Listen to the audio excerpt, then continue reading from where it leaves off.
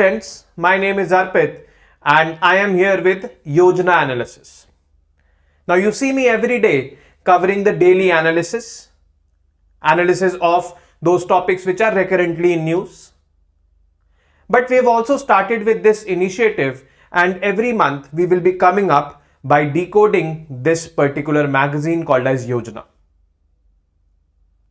Let us first understand the importance of this magazine Yojana. Yojana is a monthly issue-based magazine. Every month, particular issues are covered. Like for example, this month's Yojana covers science and tech development. Next month's Yojana covers political development or political, issues in our country. The next month's Yojana covers disaster management or economics. Likewise. All these are your subjects in general studies. And, it is released by the government itself. So you get a viewpoint, a deep analysis and, the facts and figures from the government textbooks. That is why it becomes important to read this magazine. Now aspirants, they encounter a lot of difficulties in reading this magazine. Let's suppose this month's issue, is respect to or is related to economic issues. So in your classes, if you are doing, taking a coaching or something like this, you've not covered the basics of economics, so you will not understand that month's issue. It will go above your head. And that is why we've started with this initiative that we'll decode it, we'll make it simplified, and after watching these videos, you can read those magazines. Even if you've covered, then after reading those magazines, you can watch these videos to supplement it. All in all, these videos are going to be very much beneficial for your preparation. For your preparation, not only for prelims, but also mains as well. And what better than, government data or government facts can, you rely upon. That is why, Yojana is important. Another viewpoint of Yojana, which the aspirants should look to Yojana as. Now, when you open the magazine, Yojana magazine, you start reading. There are essays on, every topic. Those are written in 1000, 1500 words, 1000, 1200 words. And, you can see how those, articles or essays are framed. How they are starting, how they are, going about their body and how they are ending. And you can learn by, observing those essays or articles in Yojana for your essay paper as well. So from that viewpoint also Yojana becomes important. So this is the importance of Yojana, which we should understand, and we should be very much, I would say, regular, consistent in reading this magazine. By this initiative in Vajirao and Reddy, we are making this, magazine a bit easier for you. You first watch the videos, then go for reading the magazine. You'll be able to understand the magazines easily. And, every month we'll be doing it, and we expect that every month you should be reading those magazines after watching these videos. So let's begin with August 2023. Now, this August 2023's magazine, I will be covering in 3 parts. 3 parts means 3 videos I will be releasing for the August 2023 edition. This obviously is the first video, that is why I have written part 1 of 3. Part 2 and part 3 will also be released after this video. So, topics to be covered. Now these are the topics to be covered in the entire August edition, and out of these first 2 topics which you are seeing, vision for industry and leveraging technology for accessible quality education, these 2 topics will be covered in part 1, that is this video. Then the third topic, Atal Innovation Mission and agriculture from shortage to surplus, will be covered in part 2 of this month's edition, and Indian economy, historical perspective will be covered in part 3. So part 1, part 2, part 3. And these will be short videos of around half an hour to 45 minutes so that you can grasp easily. So let's begin with the first topic, that is vision for industry. Now to understand this vision for industry, you need to first understand, what are the different sectors of the economy. Primary, secondary, tertiary. According to some classifications, there are quaternary and quinary also. I'll explain in detail what these are. Primary sector entails all those activities which are related to the land. Likewise, you can remember, related to the land, it can be agriculture because crops grow on the land. It can be mining, you mine from the land. So primary activities of an economy is agriculture and mining largely. The secondary sector comprises of the industries, the manufacturing industries where products get manufactured. And tertiary is the services, the service sector. Here quaternary is research and development and quinary is basically government administration or government services. Now some classifications keep quaternary and quinary in tertiary, and that is why they say that any economy has 3 sectors only: primary, secondary, tertiary. But yes, let's elaborate it: primary, secondary, tertiary, quaternary, quinary. Now we should understand more things about these sectors. The first is that the tertiary sectors money generating capacity is the highest. The contribution by the tertiary sector in the GDP is the highest. But employability is one of the lowest. Means it does not have that capacity to employ people, engage people. But for money generation, it has. Less people can generate more money in the tertiary sector. It is like this. Then the secondary sector. Secondary sector basically has the highest employment generation capacity. Employment generation is the highest over here in this. Primary sector, is like that particular sector where people are engaged, but they are not able to produce that much. It is like this. The situation of India presently, more than half of India's workforce is in the primary sector, but only able to contribute around 20 to 25% of the GDP. In the secondary sector, around 20 to 25% of the people are there, contributing to 20 to 25% of the GDP. And, in the tertiary sector, around 15-20% people are there, around 20% we can say, but contributing to somewhere around 60% of the GDP. So, money generation capacity highest, less people can generate. When we started our independent journey, we did try to focus on all these sectors. Especially our secondary sector, we were trying to focus on that. But we did not have technological advancements, due to which there were constraints for, this sector to grow. 1991, we did the LPG reforms. But after the LPG reforms, our main focus was over here. Tertiary sector. We needed growth. We needed money. And that is why we kept on focusing on the tertiary sector. Tertiary sector, I am repeating it, does not have that much employment generation capacity. And we largely neglected the secondary sector. It was in 2014 when this Make in India scheme was launched. which, increased our focus on the secondary sector. And that is why we see terms like jobless growth. Growth is happening, but jobs are not being created, because growth is happening due to tertiary sector.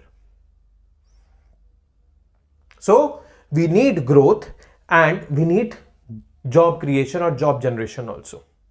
And that is why our focus should be on the secondary sector as well. I'm not saying that we should shift our focus from tertiary to secondary. As well as, on the like we have our focus on tertiary, we should have our focus on secondary as well as primary sector also. But in this particular topic, we're going to talk about the vision for industry. Since 75 years of our independence, our economy has gone through multiple ups and downs, including the 1991 balance of payment crisis, due to which we had to do LPG reforms. But we've recovered, and we've recovered in such a way that we are the world's fastest growing economy right now. The world wants to engage with us. The world recognizes this fact, and the world has given this title to us. India is a shining star. COVID came. Our response to COVID was also commendable. Recession is knocking the doors of many countries all around the world. But for India, it is not the case. We have a lot of domestic demand as well. Domestic demand created obviously by the people, which is not letting us slip into recession. But this is not where we should stop. We have dreamt about, India becoming a developed country by 2047. And hence, we say that, we've entered the Amrit Kal. Amrit Kal 2022 to 2047. We need to make sure that this Amrit Kal is also the Kartavya Kal. Kartavya means, you have to act. You have to do things in the right way, in the right direction. And, obviously rectifying the mistakes of the past. So right way, right direction is here, secondary sector, which will obviously spur growth. It will contribute in GDP, and it will also lead to employment generation, which is actually the need of the hour, because we, according to the United Nations, are one of the most, or are the most populous country presently. China, when China became the most populous country, the Chinese economic strategists, they focused on the secondary sector first. They transformed from an agrarian society to an industrial society. Our focus was not so much here. We transformed from an agrarian society to largely a tertiary society, a service society. That is why, money got generated, GDP grew. But only a handful of people who were skilled, who were able to be here, got the benefit. And that is why inequalities also grew in our country. This is something which is unwanted. China's focus was on secondary sector when it started reforms in 1960s, 1970s. S. Jaishankar, in his book, The India Way, which was released last year, that is 2022, has clearly mentioned the difference between India and China. First of all, China did reforms 15 years prior to us. China did reforms in 1976, we did reforms in 1991. So this gap of 15 years. And post reforms, China's focus was on the secondary sector, our focus was on the tertiary sector,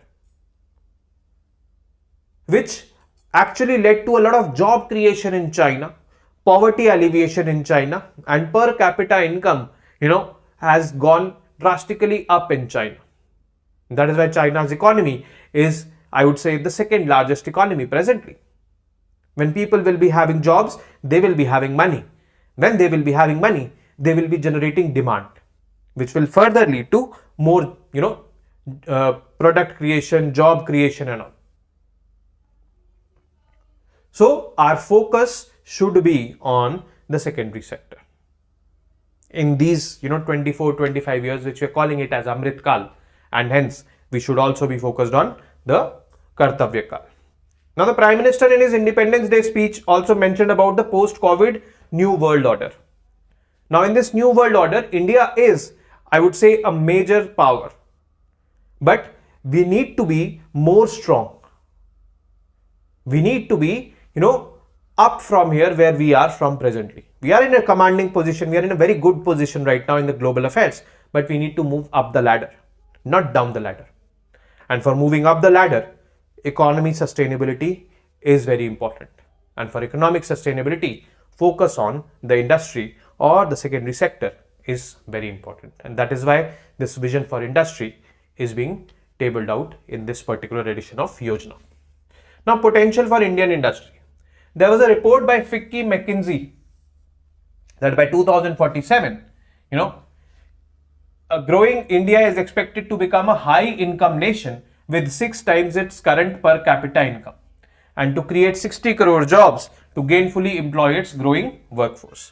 Now, this creation of 60 crore jobs obviously depends on the status of our industries. Achieving this potential will make India an approximately 1500 lakh crore or $19 trillion economy in real terms. Presently, we are somewhere between $3 to $4 trillion. So it will be a jump of 6 times. So that is what it is saying. Manufacturing has the highest potential of all sectors to propel job growth. I told you, among primary, secondary and tertiary, this has the highest job creation capacity, with the potential to create 60 million to 70 million jobs by 2030. This sector should be focused upon. So this is the potential for Indian industries. What should India aim for? Basically, India should aim for few things like boost overall manufacturing productivity. We should make our industries more and more efficient, more and more environment friendly. And how can we make them more and more efficient? By infusion of new and new technologies. So, digital adoption is one such, I would say, technology, where 70 to 80%, MSMEs, they adopt digitalization. Their manufactured products will be more precise, more accurate, of high quality, and then high in demand. So this is the wonders which technology or adoption of this new technology can do. Then supply chain. Supply chain is basically the chain which connects producers with the consumers. Now we can be important nodes in those supply chains. Like for example, India just signed a deal with Japan with respect to semiconductor chip manufacturing. These are called as new age products. And India per se does not have the expertise in manufacturing semiconductor chips. Neither we have research and development expertise, nothing. But what we have told Japan, you have the expertise, you have the research and development, you open industries here in India. Manufacture semiconductor chips, teach us, supply those chips in the Indian market as well as the global market. India is strategically located as well. It is in the Indo-Pacific region, we can say. We have African continent on our west. We have Southeast Asia near to us. In the north, we have Central Asia. So our location is also strategic. So we can be an important node in the semiconductor supply chain in the world. And we need to be that. If we do not have the expertise, we can bank upon the expertise of our friends like Japan, so that we become important members in the supply chain. New age sectors. I just talked about a new age sector, that is semiconductors. But apart from semiconductors, mobile phones, solar photovoltaic modules, drones, wearables, all these are, new age sectors which we should be focusing upon. We are living in a techade, TECH, tech aid. This term was, mentioned by the Prime Minister in his last year's Independence Day speech. which simply means that we are living in a digital age, a technological, age. And, products or digital products will be high in demand during this period. And we need to, hop on the bus early and become an important node in the manufacturing and supply chain of these new age products. Then plug and play cluster zones. Plug and play cluster zones, we should understand this fact or this particular term in such a way that, there are some regions or some states which have expertise in manufacturing a particular project, a particular product. Let's suppose textiles, it is Surat. Diamonds, again Surat. So anyone who wants to go for diamond manufacturing or, jewelry designing using diamonds can go set up an industry in Surat. Easy availability of labor will be there. Market finding will also be easy because customers all over the world know that Surat is the place for diamond trade. So you can find new business also over there easily. Those are kind of called as plug and play industries. Kanpur has, expertise in leather manufacturing. Likewise. So these should be promoted. Increasing digitization in manufacturing, this is the key. And we've used one term here, Industry 4.0 solutions. Now, as per recent NASSCOM report, the Indian manufacturing industry spent between $5.5 and $6.5 billion on Industry 4.0 solutions in financial year 21. Now, to understand this properly, what is Industry 4.0? We need to go from this journey, Industry 1.0 to 2.0 to 3.0 to 4.0. So, we'll first understand what is Industry 1.0. The Industrial Revolution, which started way back in the 18th century, 17th century. At that time, mechanization happened, steam power engine or steam engine was invented, weaving loom was there, which replaced the human labor. The machines replaced the human labor over there. And mass production started. This was the 18th century, 1784, when Industry 1.0 happened, which we call as Industrial Revolution, which happened in Europe. Then Industry 2.0, mass production, assembly line, electrical energy started to get used, 1870. It got advancements.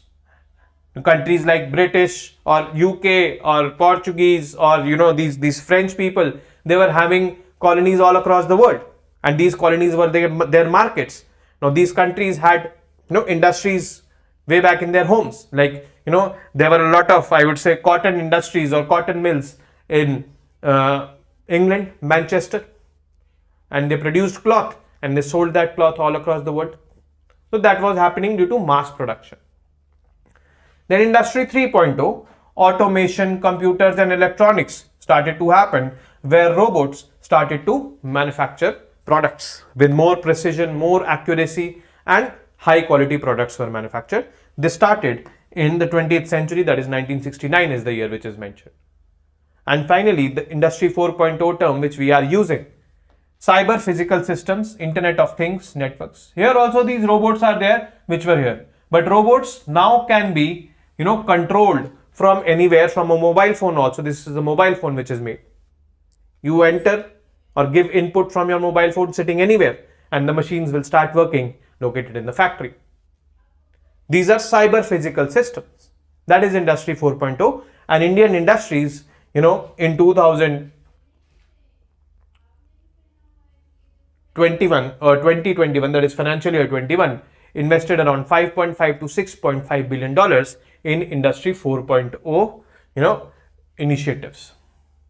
Then digitalization could improve reliability and value chain resilience, because digitalization will do ease of doing business. More accuracy will be there. Less amount of, less chances of human error will be there. That is why more reliability will be there. Technology grants and international joint ventures could help secure technology expertise that would help propel manufacturing into the digital future. There is many research and development which has happened in the West, in the developed countries. So we can partner with them and take those technologies to us and implement there in India. Smart manufacturing. The 5G rollout happened last year. So smart manufacturing, like connected warehouses should be there. Logistics should be, well connected. Fleet management should be well connected, so that after getting produced, the logistics is also seamless, well connected, streamlined, so that products reach the end destination in minimal cost. Presently, in our country, around 13 to 14% is the logistics cost. Last year, the government released the National Logistics Policy. National Logistics Policy aims to bring down the logistics cost to 8%, single digit, from 13 to 14%. 8% is the logistics cost incurred in the developed countries. How? They have well connected multiple modes of transport. Their transport is seamless, and this is what we are going to, bring in smart manufacturing. Then skill development programs should be there. India needs to invest in robust skill development programs. Then only we'll be able to take advantage of this digitalization in manufacturing.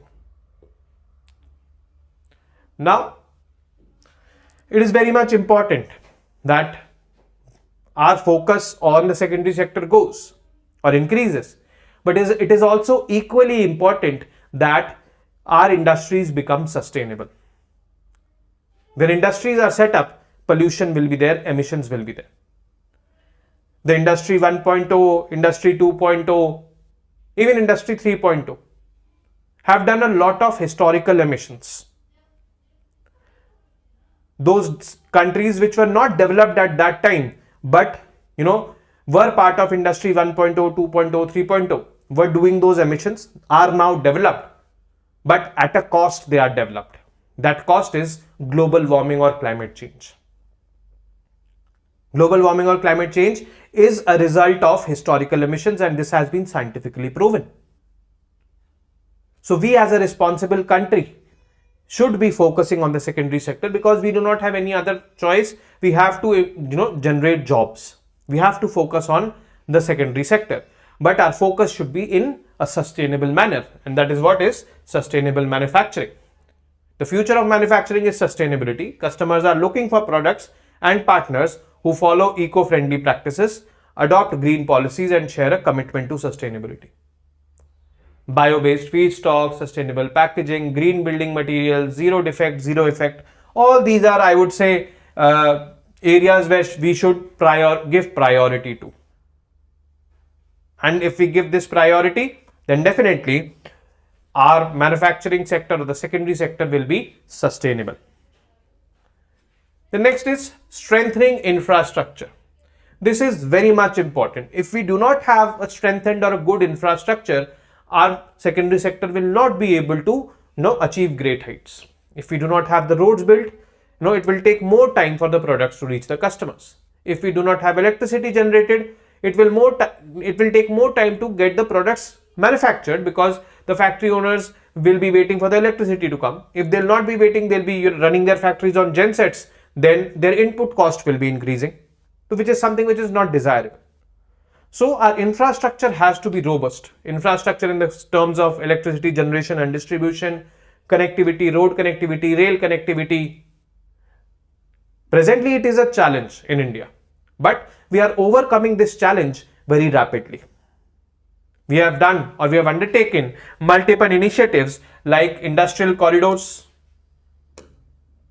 development program. We have this Delhi-Mumbai industrial corridor which is coming up, which spans from Dadri near Noida to Mumbai JNPT port. We also have the Western Dedicated Freight Corridor and the Eastern Dedicated Freight Corridor. Both these projects, Delhi-Mumbai Industrial Corridor, Western Dedicated Freight Corridor and Eastern Dedicated Freight Corridor. Western Dedicated Freight Corridor starts from Dadri and ends in JNPT, and both sides of this Western Dedicated Freight Corridor is DMIC, Delhi-Mumbai Industrial Corridor. Industries will manufacture this, freight trains will carry these products to the port JNPT, and those will be exported. The Eastern Dedicated Freight Corridor starts from Ludhiana in Punjab, ends in Dankuni in West Bengal. All these, I would say, are being developed by funding from Japan, but we are giving this. Then PM Gati Shakti National Master Plan. We have covered it in daily analysis, But yes, it is a digital portal having 16 ministries at one place, so that the project or the infrastructure projects are expedited, means they are timely implemented in an efficient manner. Then the national logistics policy, which was rolled out last year, that is 2022. The main aim of national logistics policy is to bring down the logistics costs from 13-14%, that is double digit, to 8 to 9%, that is single digit. How will this happen? By linking multiple modes of transport, by making transport more seamless, more, I would say, streamlined. So these are the aims of national logistics policy. Additionally, state and central governments could strengthen infrastructure in key manufacturing hubs through public-private partnership, special purpose vehicle, expand smart city coverage.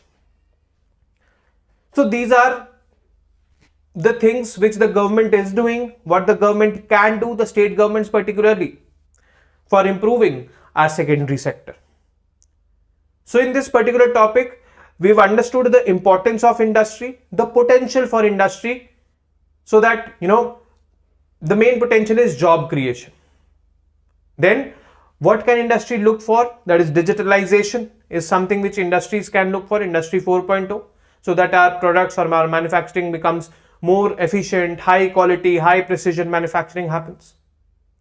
And strengthening infrastructure is definitely one prerequisite for our secondary sector to develop.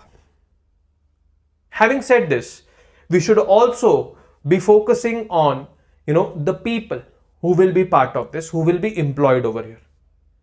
People should be well educated, people should be skillful, then only things will materialize. If not, then definitely things are not going to materialize.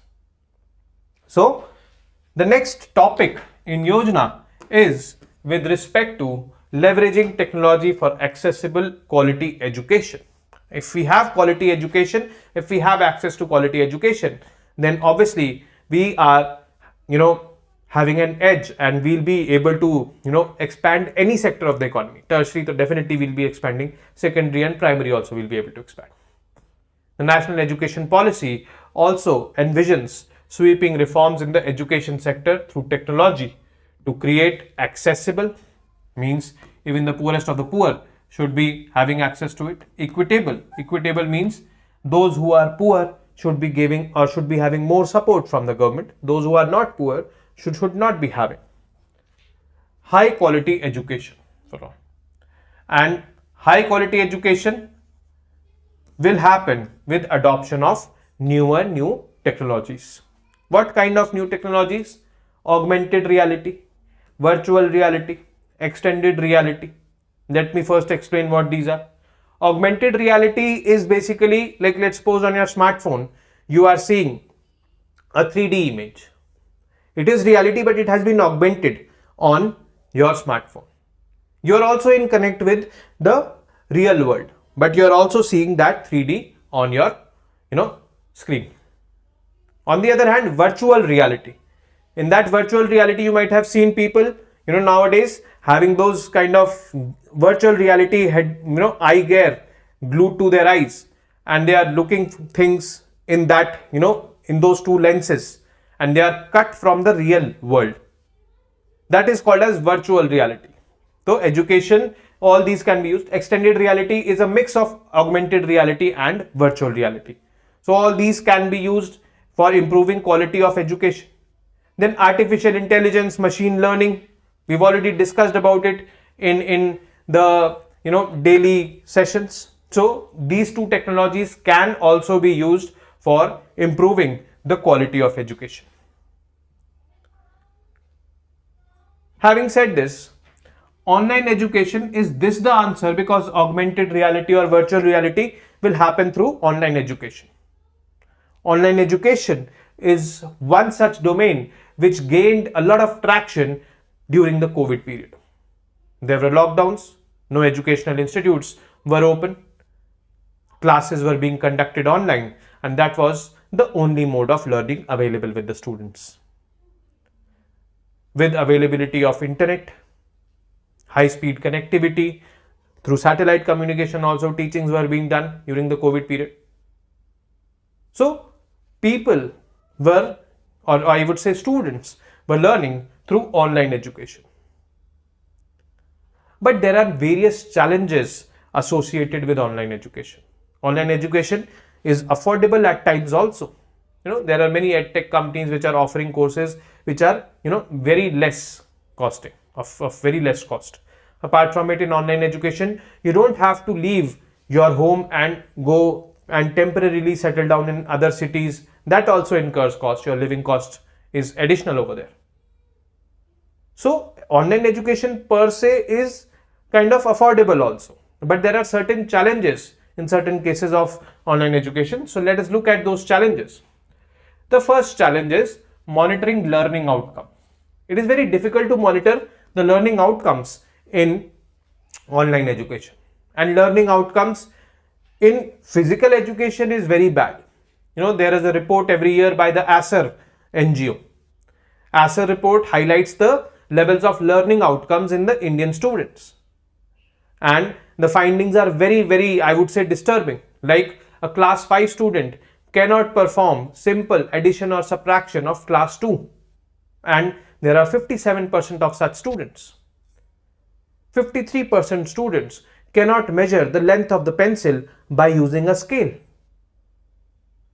So these are, I would say, some of the disturbing findings of the ASER report, which highlight the poor state of learning outcomes in India. And now online education has come. So in online education, it gets more difficult to monitor the learning outcomes. Then digital divide between rural and urban areas. In urban areas, people are having access to internet, laptops, mobile phones.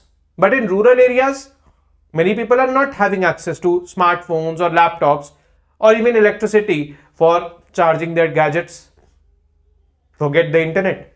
So there is this divide between rural India and urban India with respect to online education. Then psychological issues and strained health conditions. There are some psychological issues which have been, found in students, which have been developed due to online education, because there is lack of social interaction, which happens in case of a, real school or a college when a student is going to. Some health conditions like, neck pain, back pain, eye, problems, all these are also happening. Employability of students is a question. Now, by learning from these courses, these online courses, whether they'll be employed or not, they'll be employable or not, whether the employer is giving recognition to such kind of online courses or not. This is also, one very, I would say, questionable fact. Then language barriers are there. In a local school, you can learn in local languages. The teacher can speak to you in a local language. But in case of online education, which is, being delivered by a distant teacher or educator, so that will be either in English or Hindi. These are the two most popular languages being spoken in our country. And let's suppose a person down south, he knows only Kannada. So in case of a physical school, he could have interacted with the teacher in Kannada, but in case of online education, he'll not be able to understand, because that online classes or online lectures are delivered in English or Hindi. Then cost of online education. There are some courses in online education which are very high. The cost is very high. So that is also a challenge. Then rising trust deficit for the edtech companies. There are many complaints in the online forums with respect to the edtech companies, and that too one of the most popular edtech companies in India. So this point per se was not there in Yojana, but have been added by me, so that these are also, or this particular point is also a challenge in the online education forum. Now, government initiatives to link tech and education. This kind of section is kind of factual. The National Program on Technology Enhanced Learning (NPTEL), which is providing high quality recorded engineering lectures delivered by IIT professors. Then teacher training platforms. There is this teacher training platform called as AView, Amrita Virtual Interactive Learning World, between Amrita University and Ministry of Human Resource Development. IIT Bombay and IIT Kharagpur launched Train 10,000 Teachers, Train T10KT. train 10,000 teachers program in core engineering and science subjects. Then AICTE Training and Learning Atal Academy was instituted to train in disseminating high quality technical education across the nations. SWAYAM platform, it is the world's largest online free e-learning platform. Then National Internship Portal, it was established to foster connection between students and industries, including MSMEs, so that employability can increase. Then National Education Alliance for Technologies NEET scheme, it has been developed by AICTE, that is All India Council for Technical Education, and aims to act as bridge between edtech companies, academic institutions and students.